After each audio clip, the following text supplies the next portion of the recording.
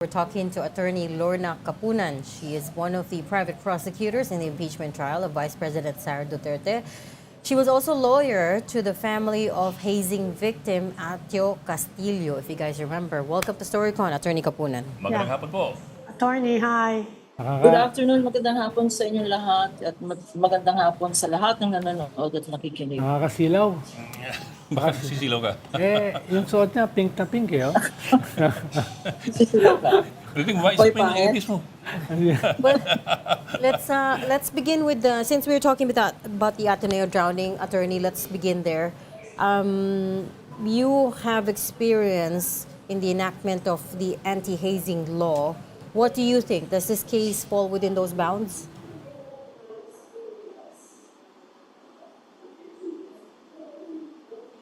Could you repeat kasi you got blurred there. Parang medyo Well, choppy the yung linya. anti-hazing law, can you hear me? Yes ma'am, we can hear you. Med- We can hear you po. May Okay. delay. The anti-hazing law really, I think, is historical, and it is the first legislation whole history of Congress that was passed, that was fastest in its passage. No? It took less than 6 months to be passed.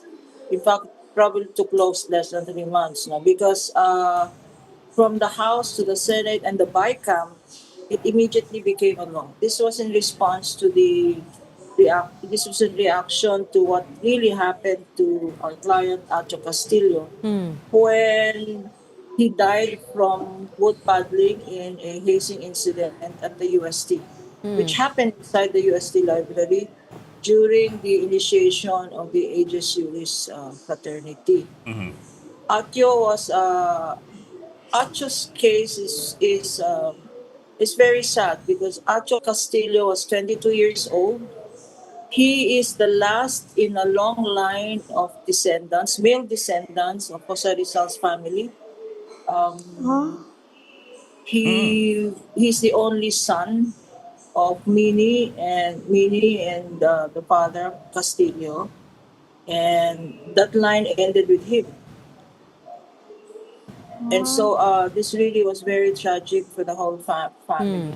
He did not want to enter the fraternity. He wanted to focus on studying, but then he was persuaded because one of the founders of the fraternity was also then and probably still is now, the head of the UST law department. And so he joined, and on the day after he joined, he was subject to hazing and could have survived the hazing if the fraternity members or those there present, including senior members of the fraternity, brought him to the hospital. Yeah. But that did not happen. There was a cover-up, and as the story is narrated, and the decision, which came out 7 years after this happened in September. This happened in September of 2017. And 7 years later, the Regional Trial Court of Manila, Branch 11, came out with a conviction for 11 fraternity members. So Marami nag-cover up dito. It initially started with 31 respondents accused, senior brothers through their lawyers, including school administration did several cover-ups. So it ended up with 11. Yes ma'am. Ma'am? 11 accused who were convicted. Yes ma'am. Ma'am, if I may ma'am, kasi yung case po ni Acho Castillo, I suppose it can be described as what most people would imagine hazing to be. Yung papasok ka sa fraternity, tapos pahihirapan ka talaga ng matindi. That's how most people actually imagine hazing to be. Whether it's PMA or one of those fraternities in college or in high school. In the case po dun sa nangyari sa Aurora, I can imagine a lot of people are confused kung bakit sa hazing. Of course, we've had a lot of discussion on this already. Pero from the perspective of a lawyer po, and somebody who has experience prosecuting hazing cases, how does the anti-hazing law apply to what happened to the two basketball players? Magandang segue natin because of the Acho Castillo case. The law had significant and major amendments. And let me cite a few. No? First of all, dati yung lumang anti-hazing law applied only to fraternities and sororities Opo. inside the schools. The applicability now extended to all organizations, pwedeng community organizations, pwedeng hindi lang fraternity, sorority, any organization, whether community, out of school base, which resorts to activities to test as a prerequisite. Kasi ang Yes, ma'am. unang-unang element is any activity. So, rinidefine po ang hazing to include not only physical, no, it included emotional, any physical or psychological suffering or harm or injury. So, lahat yun. And I think because of the expansion of the definition, this activity of the Ateneo basketball team included that, no, psychologically. Kasi alam nila na 20 lang sila, no, and out there athletes, I think, who had to undergo the training, and they probably were told only 17 of them will consent. So pressure na yun, no? Psychological pressure. Ma'am, nag-freeze To ata. undergo. Nag-freeze. They had to undergo that process, no? And no? So yung activity is covered. Ang major amendment sa anti-hazing law ng 2018 is kung dati yung old law only required regulation. Sa mga hazing activities ng fraternities at sororities, it is not only regulation, it is absolute prohibition. Prohibition na yun, except for the two organizations you cited, no? Earlier in your show, yung Philippine sa military at mga police kasi kasama yun sa requirements nila, no? Because it's in the nature of their job to pass physical and psychological exams. Those are the two only exceptions cited by law. So absolute prohibition. Nangyari dito sa Ateneo, since it is not a fraternity or sorority, there was an added requirement, and that is the second difference between the old one and the new law. In the new law, even if you are not a fraternity or sorority, but had such a physical activity, physical, psychological, etc. activity, you were required to inform the school. Mandatory requirement yan. So the basketball team or the coaches should have informed the school that there was going to be such an activity conducted for the basketball team as a 2 or 3 day activity, no? Kung hindi nangyari yan, violation na yan. Violation not only of the coaching team, but also of the school. The school maybe not from culpable negligence, because this activity apparently happens every year. So yun ang second major change. Ang third major change is ang penalty ngayon is napakabigat. It is now reclusion perpetua, which is up to 40 years. No? Not only for those who directly participated or organized the events, but kasama dyan, kung meron nanonood na alumni dyan, the alumni of the school, or not only those who directly participated, those who were present but did not do anything. Command responsibility yan ng school. So even the school, Attorney, if the parents are minded to, yes po. Attorney, sumabog tong issue na ito dahil nga sa nangyari sa Aurora, no? Pero practically, alam natin na yung mga sports na ay intense ang training. Hindi lang itong basketball, no? Soccer, no, yung iba pang mga physical sports, no, martial arts, boxing, etc., etc. So, alam natin na merong ganyang klaseng mga training No? Very intense, talagang maximum limits of physical limits ng mga athletes, di ba? So, dahil sa nangyari, magbabago lahat yan. No? Lahat ng mga Ay, hindi naman training. po. Oo, Ato, hindi ba sila tatamaan ng mga ganyang klaseng dahil talaga namang intense ang kanilang mga training eh. Both physical and I think- psychological. I think, Sir Ronald, ang intent naman ng law is not to prohibit, no? I mean, my sons are Ateneo, they're football players. I know what training is all about. I have a Yes. grandson who's done martial arts, competed Yes. internationally. I know what training is all about. Yeah.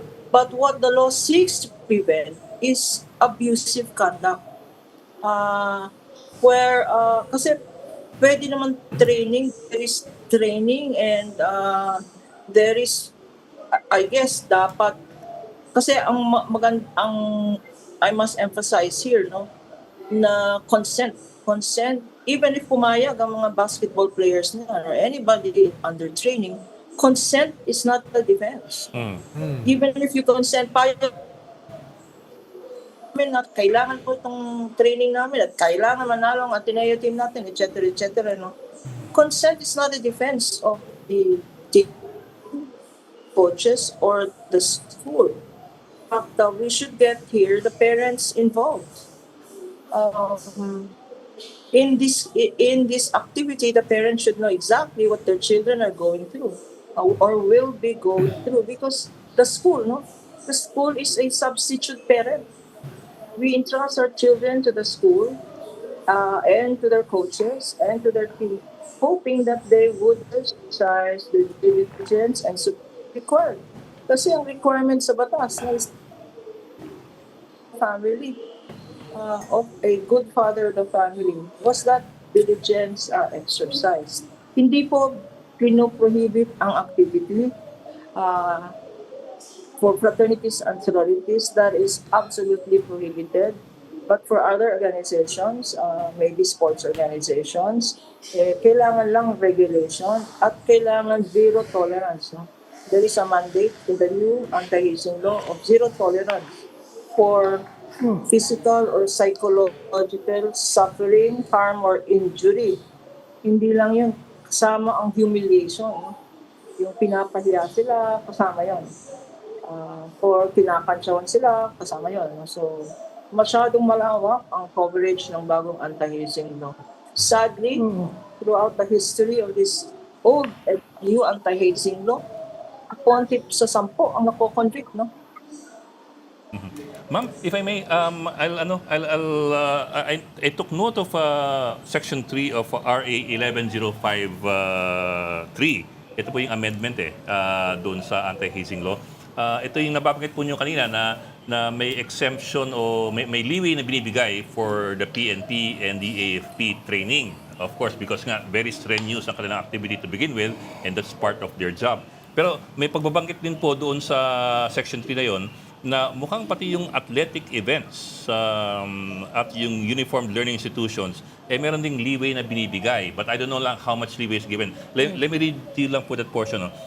Nor shall this provision, yung prohibition, nor shall this provision apply to any customary athletic events or other similar contests or competitions or any activity or conduct that furthers a legal or a legitimate objective, subject to prior submission of a medical clearance or certificate. Yun po. So, is there really, some sort of prohibition? leeway, given to athletic training? There really should be, because it's the nature of the beast. If you're an athlete, you have to go through training.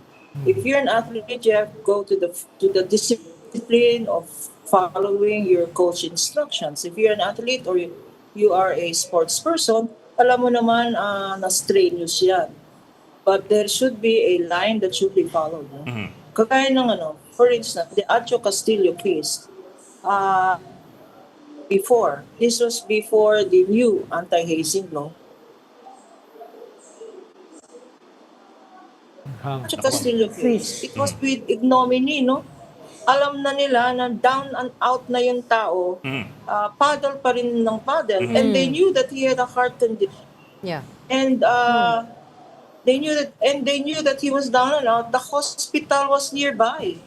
And yet, ang ginawa nila, nagtawagan sila. Ang advice ng senior grads, oy, hindi tayo pwede dyan. So, they concocted a story where they left Atyo in a sidewalk in Tondo. Dead. Yeah. Dead. When he could have been sick. Now, ang question dito is, were there adequate precautions in the case of the Ateneo team or any athletic activity? Meron ba diyang emergency ambulance? Di ba? For instance, in Red Cross, when I swore that he was governor of the Red Cross, maraming nagtatanong sa amin, pwede bang magpadala ng ambulance dyan kasi may sports festival kami. Marami namang precautionary measures na pwedeng gawin sa mga activities na yan. So those are factual questions that have to be further investigated by the DOJ when it does its own investigation of these Ateneo coaches, no? Were there precautionary measures? For instance, they knew that they had a schedule of low tide and high tide. They knew that at high tide, it was reasonable to assume that there will be undercurrents. Did they have enough lifeboats? Did they have enough lifeguards? Did they have enough precautionary measures? Yun ang mga tanong. No? So to your question, sir, yes, it may be expected of athletic, sports, training, and organizations, but there is a corresponding mandatory requirement to ensure safeguards, no? Under the law, precautions po. and the mandatory requirement of informing the school officials of the training. Siguro, attorney, yun yung mahalaga, yung binanggit nyo kanina, yung teen line. Sabi nyo, may teen line minsan, yung teen line na yan yung dyan nalilito yung mga tao. Yung teen line between abuse at saka yung talagang intense training. Strenuous training. Halimbawa, nung college kami nung late 70s, Naku. Nako. hindi lang ROTC eh. Ronald, Oo. 1950s ka, athlete ka na, no? Nung Oh, 1950s. ayan Nung, ka. Panahon ng hapon. Nung hindi kami kontento sa ROTC, meron kayong ibang training, Sunday Soldier or Rainbow Soldier, no, sa kampo. Pero mga college students kami, intention training ngayon, no? Dahil nga it's the nature of the beast, no? Training, no? So hindi ko na sasabihin yung mga specifics, pero yung teen line several times nalalabag. Baka ganun din yung problema dito sa mga training, no? Yung teen line na yan, kailangan talaga very specific, di ba? Para yung sinasabi ni Ed kanina na binibigyan ng leeway sa batas ay hindi magiging teen Excuse. line. Hindi Hindi magiging excuse. excuse, hindi magiging gray area. Dahil nga, the nature of the beast is yung border ng iyong physical limits.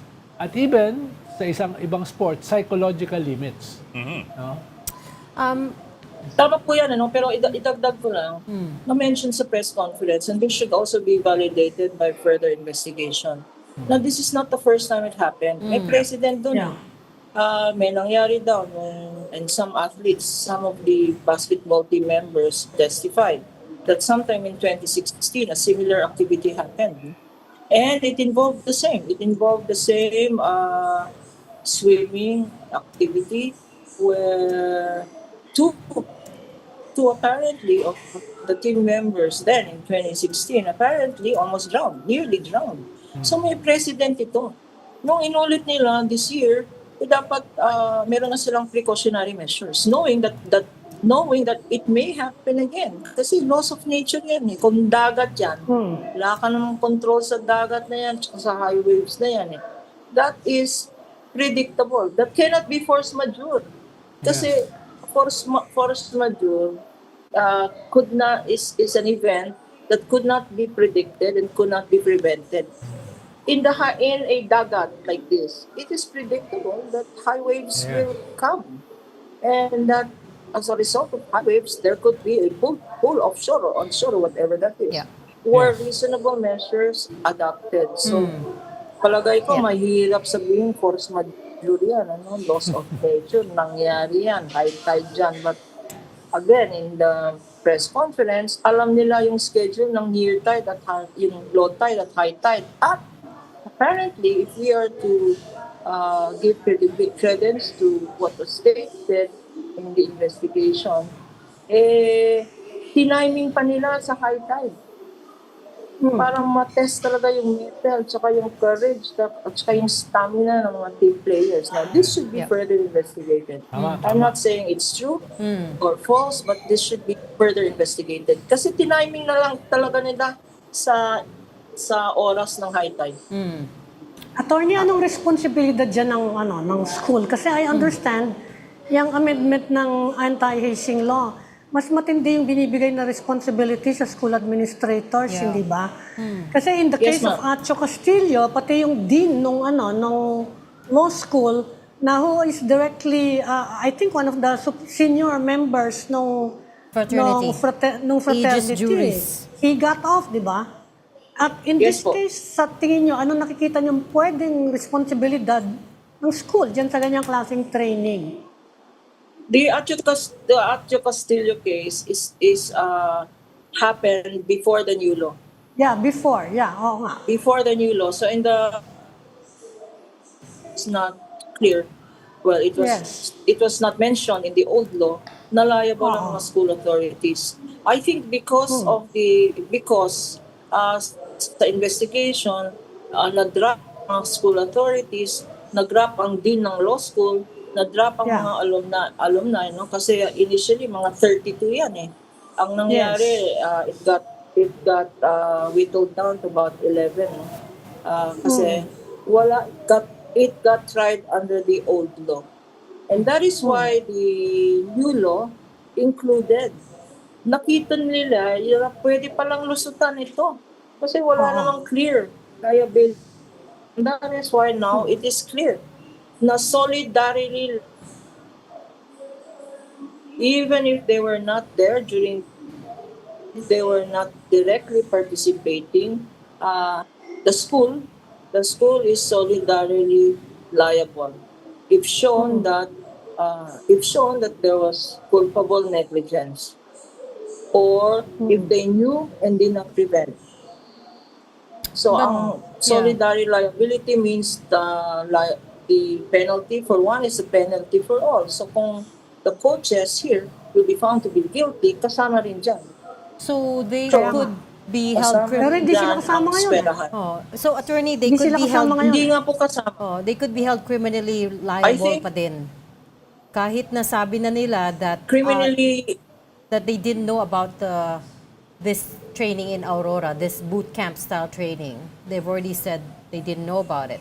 And yung naalala ko dun sa case ni Atio Castillo, the school got off on the fact that it was held off campus, and the administration said that they didn't know about such initiation rights. So those two, could they not be used as defense in this case as well?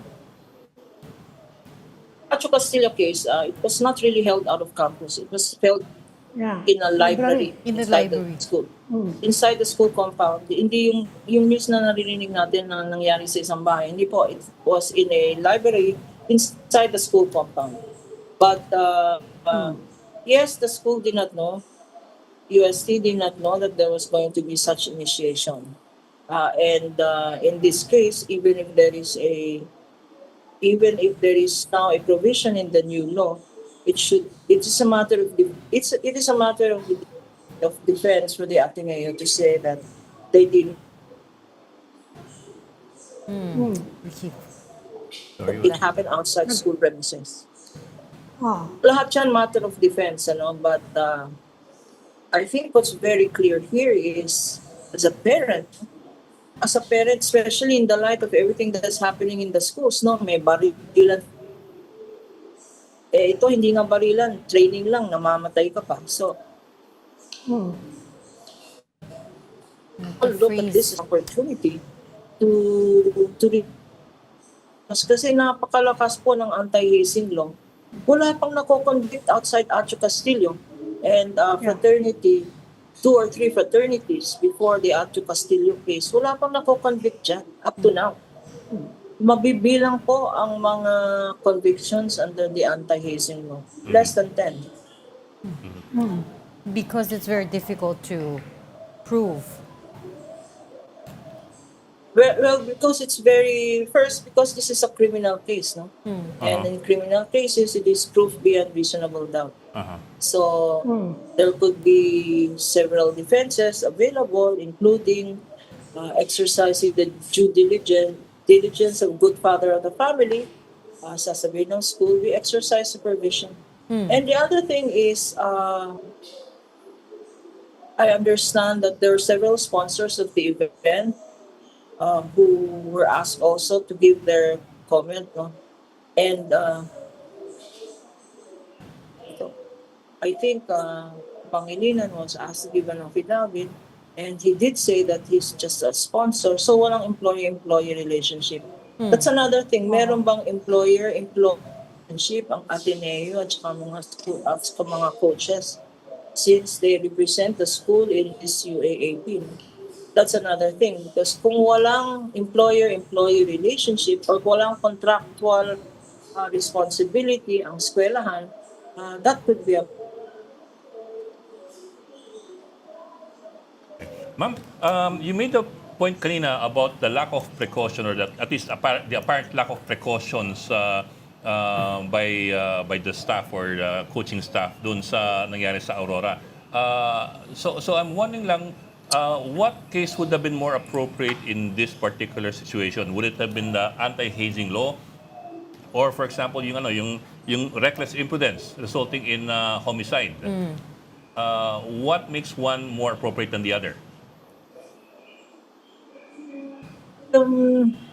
I think kasi in the anti-hazing law, there are presumptions.